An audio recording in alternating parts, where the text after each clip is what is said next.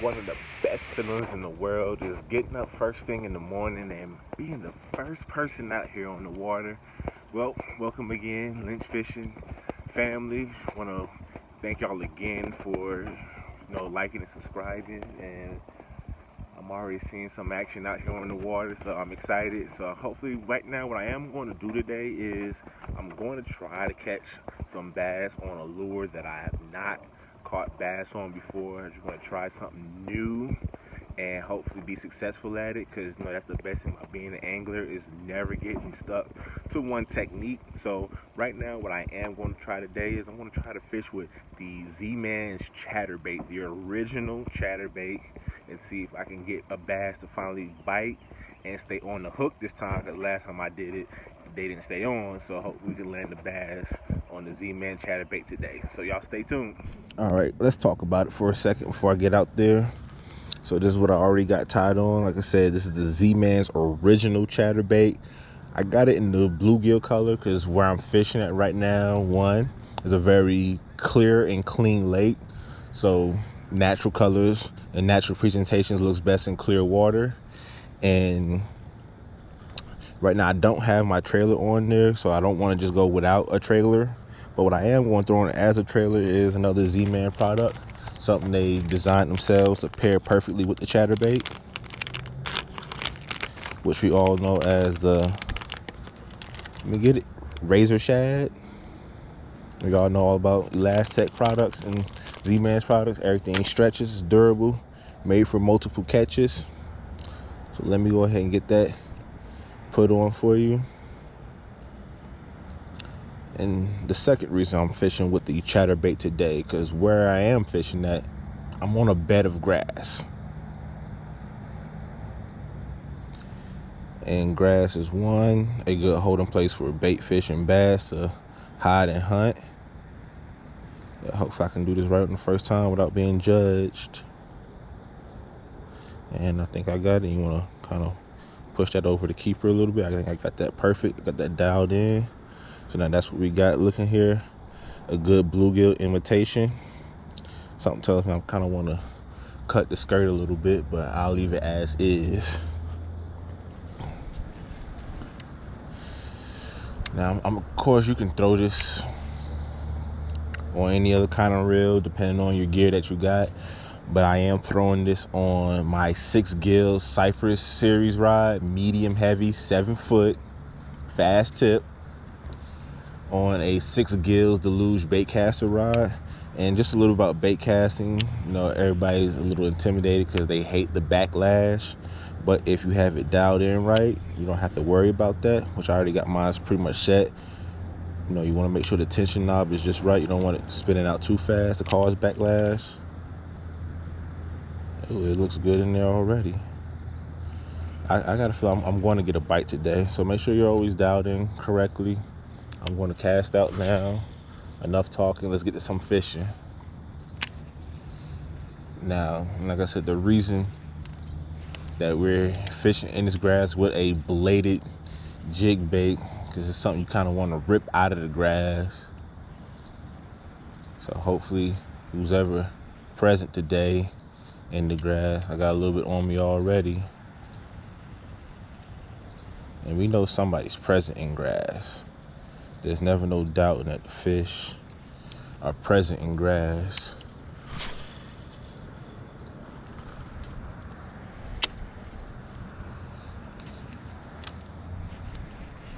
Oh yeah, that is deep in there too.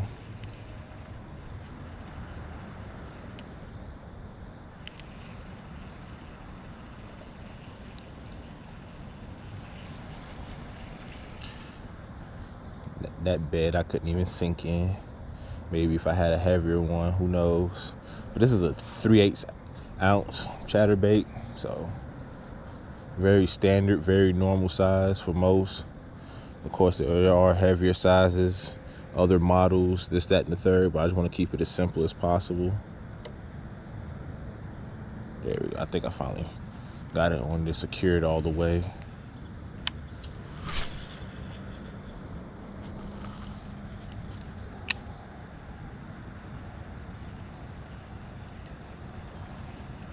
The trick is you kind of want it to get in the grass, and then once it gets in there, you rip it out. It kind of causes a reaction strike, almost.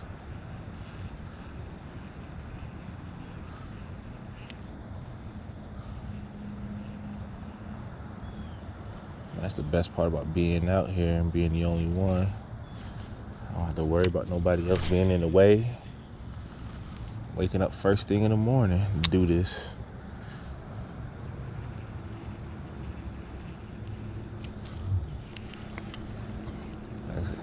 Now the hard part about all this is knowing when you got a bite and knowing when you just in grass.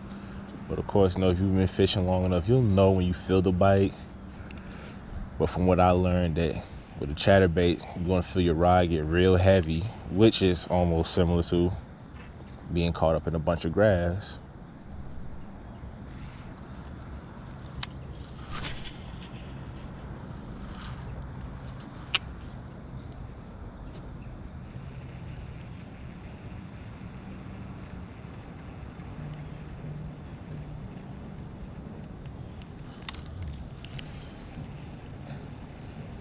And that'll be the beauty of it when you feel like you're getting loaded up.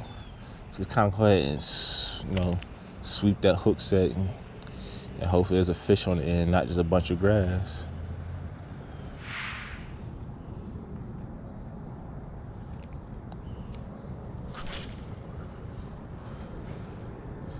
See if we can get us a bite. That's what I'm here for today. It's really a bite.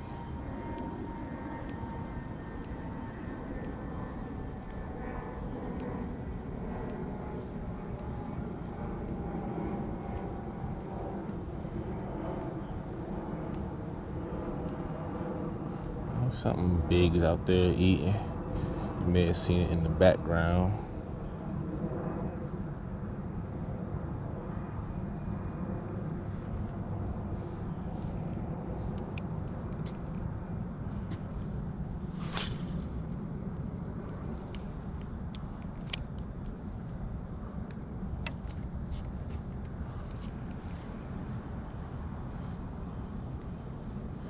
Little 1/4 ounce spinner.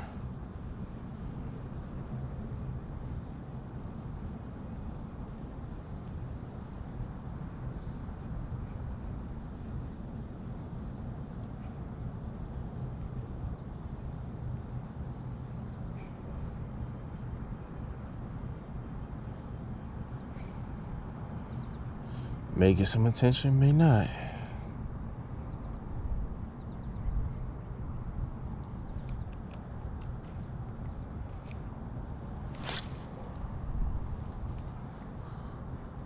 Trying to cast out here where all the action is going on at. Hopefully we can get something, do something with something.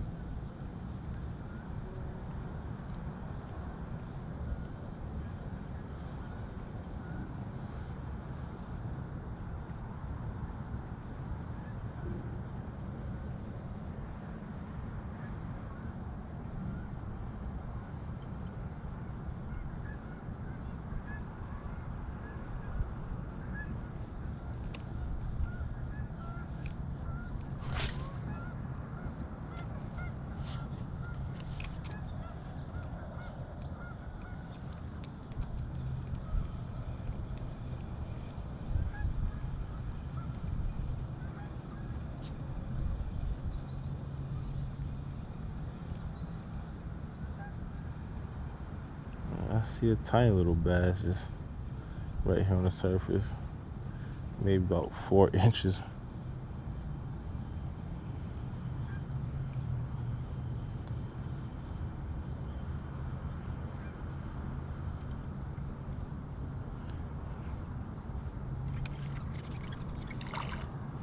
Like I said, I just needed something to happen. And I saw him come for it too. That's all I needed, was just a little bit of action. Nice little bluegill, nothing special. We just needed some action today, that's all. Yeah, the little ones are always the feistiest.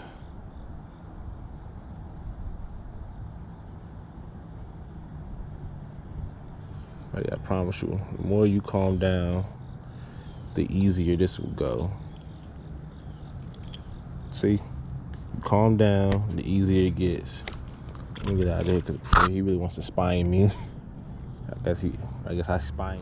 I need to come out here and come fix this.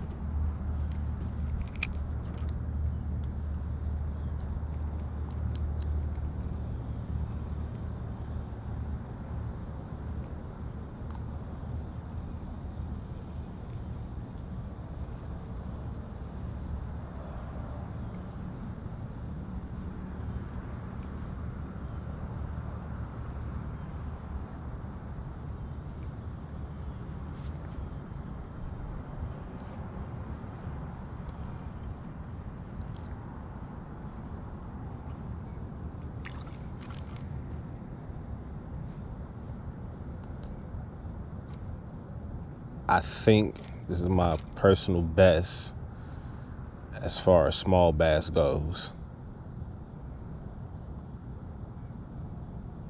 Being eager will get you hurt. All right, but let's go. Thank you for participating today.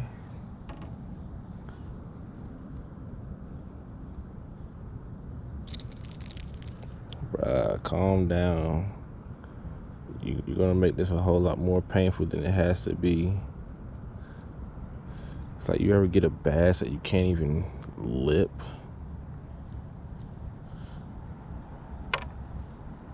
Look at that.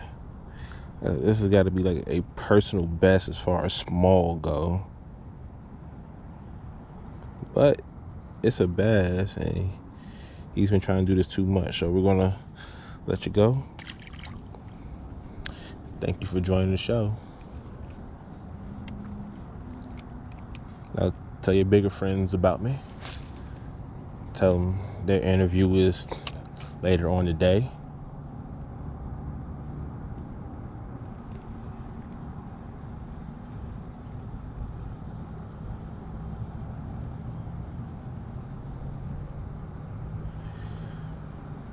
This is why I love bladed baits. Like the I'm probably getting ready to lose my spinner.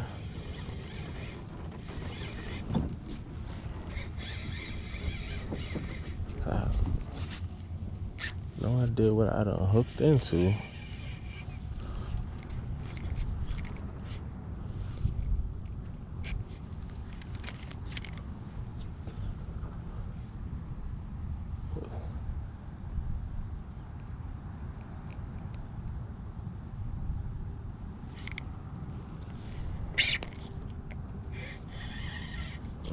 Y'all know it ain't a fish.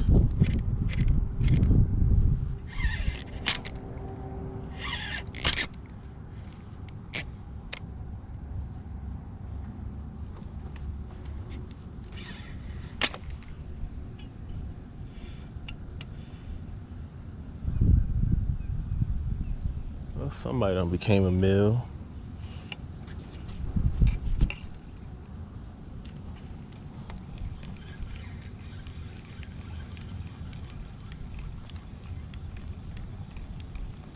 Whatever it is, I know, like I said, I lost the spinner.